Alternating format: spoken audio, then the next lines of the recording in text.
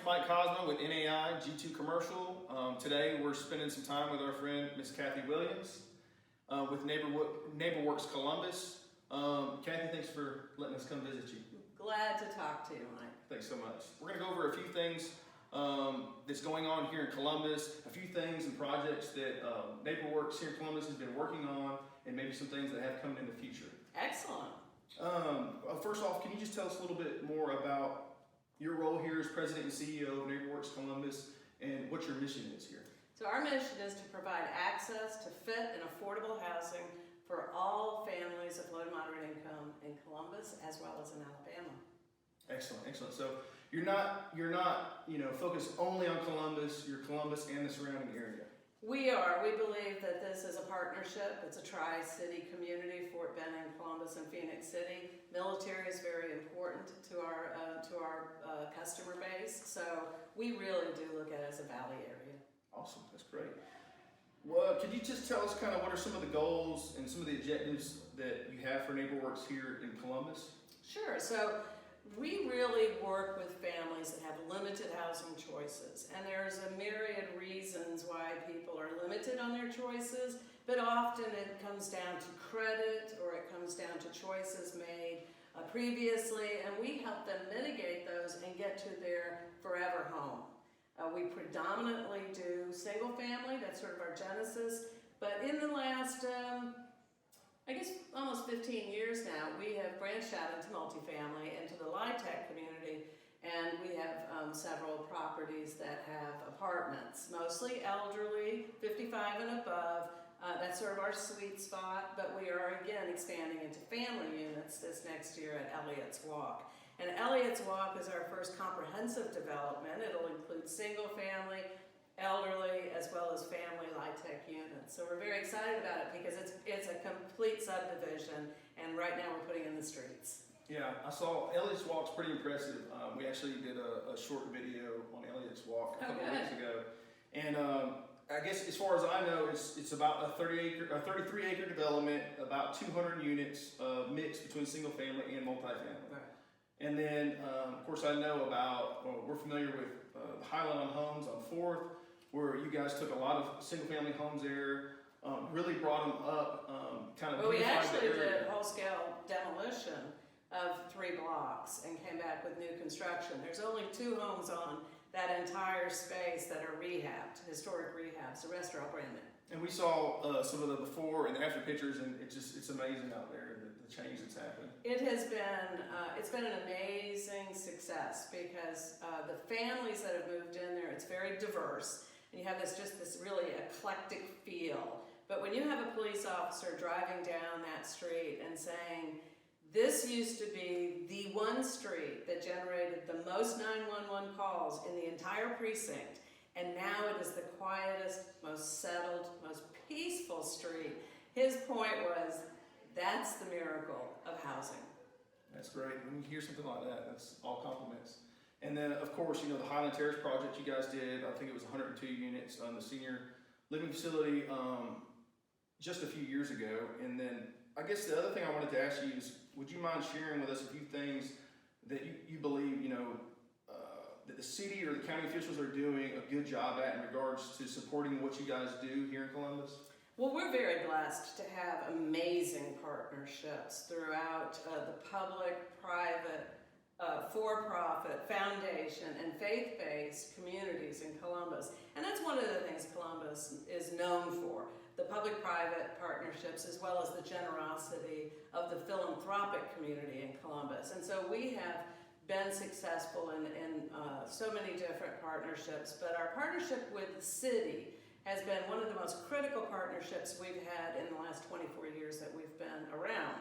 And we're the only community housing development organization in Columbus. So we're certified CHODO both at the city and at the state level, which is very important because there are certain funding mechanisms that can only be deployed by CHODOs. So we've enjoyed that relationship from the beginning.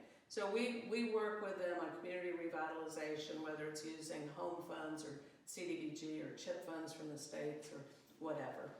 And so I'm sure you probably get a lot of developers and stuff like that reach out to you about some of the LIHTC projects and stuff like that. Well, there's two affordable housing developers in Columbus right now.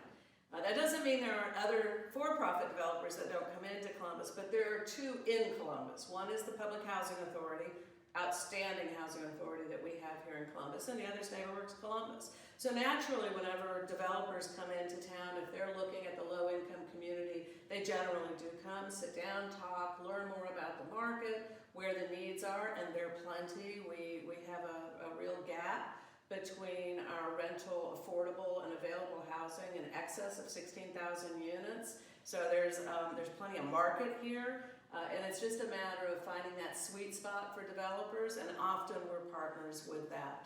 Okay, great. That's good information to have. Can you tell me, do you see more money and more capital coming into Columbus generally, and then also South Columbus, because I'm sure you've paid attention to that, being that your new project's in South Columbus with Elliott's Walk, and what have you seen so far in that aspect? Well, Columbus has, only certain ways to grow, and finding large swaths of land is not necessarily an easy task today. You can go into Midland, but unfortunately Midland doesn't really have the infrastructure to support a LIHTC deal.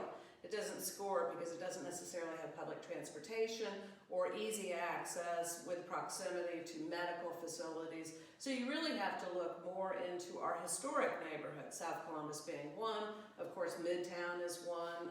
Downtown, North Highland is a historic neighborhood. It's a mill neighborhood. So you really need to look at those areas to really find property to develop, whether it's done by acquisition of land. Again, not an easy task. Highland Terrace was built on Meritus Mills property. It was quite a challenge. It became a brownfields.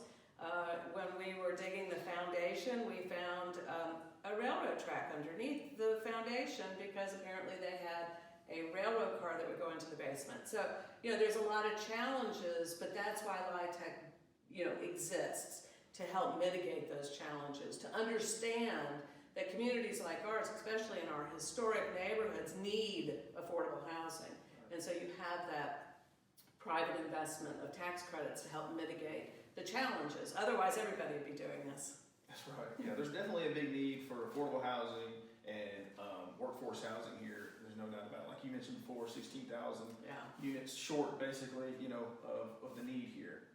I guess just one last question. I just kind of wanted to know, where else or what other projects NeighborWorks might be focused on going forward, and why that is.